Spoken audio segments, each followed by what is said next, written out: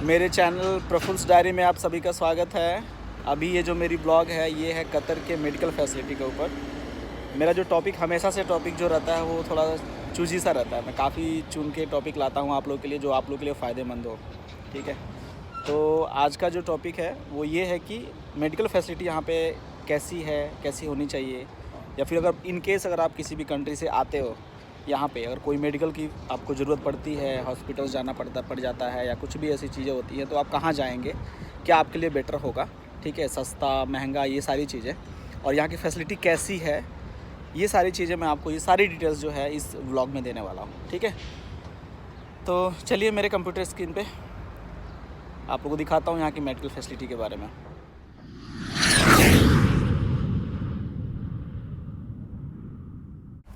Medical facility बताने से पहले सबसे पहले आप लोगों को मैं यहाँ के कतर आईडी और हेल्थ कार्ड के बारे में जानकारी दे दूँ, क्योंकि उसी के आधार पे आप मेडिकल सुविधाएं यहाँ पे प्राप्त कर सकते हैं, या कोई भी फैसिलिटी जो कतर गवर्नमेंट देती है वो आप ले सकते हैं।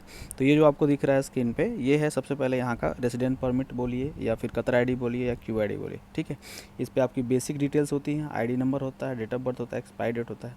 जब आप उसके पीछे वाले साइड पर देखोगे तो वहाँ पर भी आपकी पासपोर्ट डिटेल्स होती है, पासपोर्ट की एक्सपायरी डेट होती है, प्लस रेसिडेंट टाइप होता है फैमिली या बैचलर, और होस्ट यानी जो एम्प्लॉयर आपको जॉब दिया है उसका डिटेल्स होता है। उसके बाद जो दूसरी आईडी है वो है आपकी हेल्थ आईडी, हेल्थ कार्ड जिसको बोलते हैं।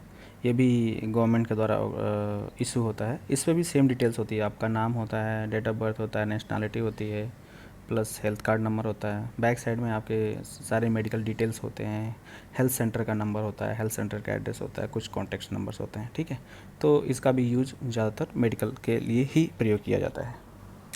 जो लोग भी यहाँ काम करने आते हैं, यहाँ की कंपनी और यहाँ की गवर्नमेंट उन लोगों के लिए बेस्ट मेडिकल फैसिलिटी की सुविधाएं जो भी हैं वो देती है। जिसमें से मैंने कुछ इमेजेस लिए थे प्राइवेट हॉस्पिटल्स के, उसके फ़ोटोग्राफ्स मैं डाल रहा हूँ, आप देखिए और आप खुद एनालाइज कीजिए। और कुछ गवर्नमेंट हॉस्पिटल्स के फ़ोटोग्राफ्स हैं। ठीक है, जैसे ये सामने दिख रहा है गवर्नमेंट हॉस्पिटल है हमारा हॉस्पिटल का। इसके कुछ आउटसाइड्स के फ़ोटो हैं, कुछ इनसाइड के हैं। तो आप ये देखेंगे तो आपको खुद पता चलेगा कि कौन कौन से हॉस्पिटल कैसे हैं, कैसे नहीं हैं।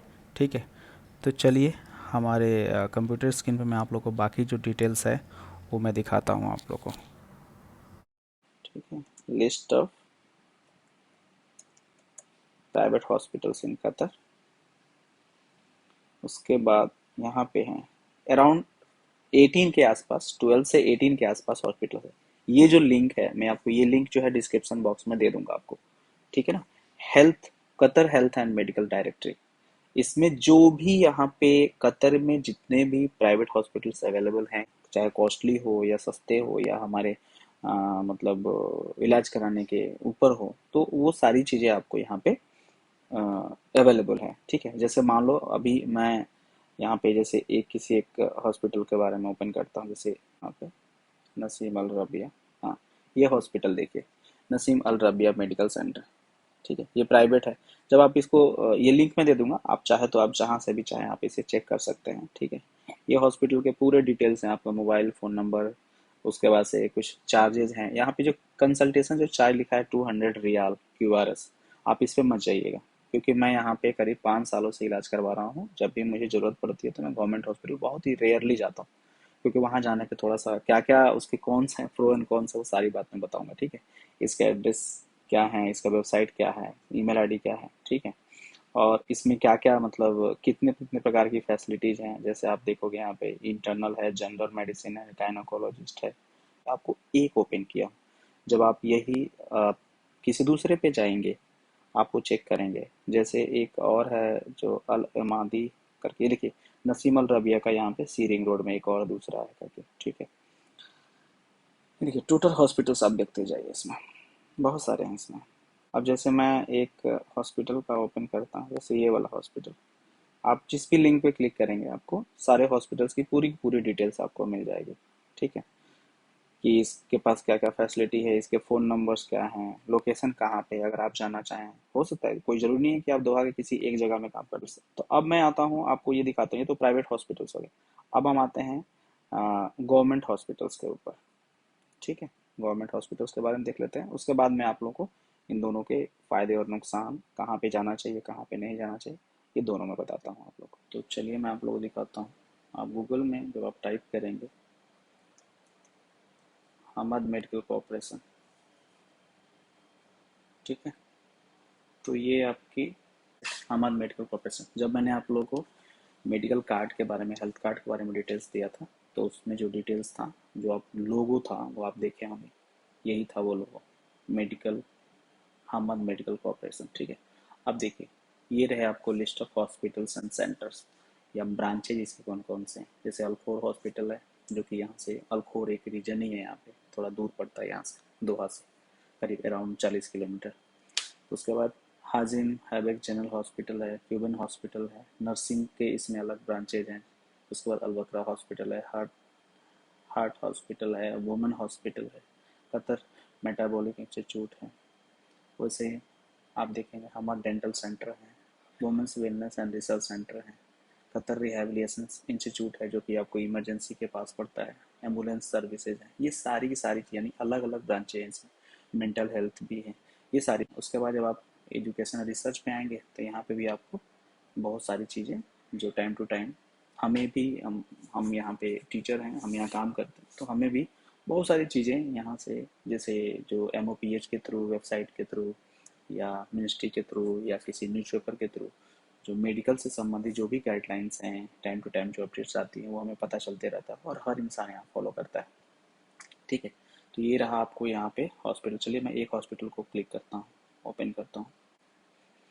ये रहा अल्खोर हॉस्पिटल, जो यहाँ का गवर्नमेंट हॉस्पिटल। तो जो भी गवर्नमेंट आप हॉस्पिटल देखेंगे वहाँ पे उस गवर्नमेंट हॉस्पिटल का लोगो बना रहता है, ठीक है, या वहाँ लिखे रहते हैं। तो सारी फैसिलिटी जो आपने प्राइवेट हॉस्पिटल्स में देखा, यहाँ पे गवर्नमेंट हॉस्पिटल में। एक बार मुझे फीवर हुआ था, कुछ प्रॉब्लम्स आए थे, मैं गया था सेंटर पे, और मुझे अप्रॉक्स 1 रियाल या 2 रियाल के आसपास, पूरे टेस्ट करने के बाद, ब्लड टेस्ट करने के बाद, एवरीथिंग करने के बाद, मेडिसिन 5-10 डेज के मेडिसिन के साथ मुझे 1 रियाल और 2 रियाल के कॉस्ट पे करने पड़े थे। अब आप सोच सकते हैं कि कितना सस्ता है कतर। कतर के पास मेडिकल के लिए खुद का अपना चॉपर है जो कि मेडिकल की सेवाओं के लिए यूज़ किया जाता है, और एम्बुलेंस तो बाकी सभी हॉस्पिटल्स के पास होती हैं। अब मैं आता हूँ, आप लोग को रिव्यू देता हूँ ये प्राइवेट हॉस्पिटल्स और गवर्नमेंट हॉस्पिटल्स में क्या क्या चार्जेस लगते हैं, कितने लगते हैं, ये सारी चीज़ें। आप प्राइवेट हॉस्पिटल्स के पास देखेंगे रजिस्ट्रेशन फ़ी लगता है, यस, मेडिकल चेकअप लगता है, यस, मेडिसिन कॉस्ट लगते हैं जो कि काफ़ी ज़्यादा होते हैं, जो कि एक आम इंसान नहीं दे सकता उतना। All the facilities for the patient, ये भी यस है, यानी सारी फैसिलिटी आपको गवर्नमेंट में मिलेंगी और प्राइवेट में भी मिलेंगी। वेटिंग टाइम वहाँ लेस के बराबर होता है, कई बार बहुत कम समय लगते हैं, कभी कभी समय ज़्यादा लग जाता है, case to case vary. Government hospitals में आप देखेंगे registration fees, medical checkup, medical cost, जो कि ये सारी चीज़ों के कोई पैसे नहीं लगते हैं और बहुत ही कम पैसे लगते हैं। और अगर लग भी गए तो आपको अप्रॉक्स लगता है कि चैरिटी के रूप में आप दे रहे हैं 1 riyal 2 riyal approx Indian currency में आपको 20 या 40 रुपये या 50 रुपये के आसपास, और भी 10 डेज़ 20 डेज़ के मेडिसिन के लिए। तो आप खुद से बताइए कि आपने जो भी ये डिटेल्स देखा, इस डिटेल्स के आधार पर कौन से हॉस्पिटल्स आपको बेटर लगे, गवर्नमेंट हॉस्पिटल्स कि प्राइवेट हॉस्पिटल्स। अगर मेरा आज का ब्लॉग आप सभी को अच्छा लगा होगा तो प्लीज़ उसे लाइक कीजिए, शेयर कीजिए, सब्सक्राइब कीजिए, ताकि ज़्यादा से ज़्यादा लोगों तक ये पहुँचे और लोग इससे लाभान्वित हों, ठीक है। और जिनके जो भी क्वेरी हो, क्वेश्चंस हो, प्लीज़ आप इसे डिस्क्रिप्शन बॉक्स में जाके पोस्ट कीजिए, मैं सबके रिप्लाई देते रहता हूँ। और आप सभी को थैंक यू कि आप लोगों ने मेरे चैनल को ग्रो कराया। तो मिलते हैं फिर नेक्स्ट ब्लॉग में। Till then okay, bye bye, take care.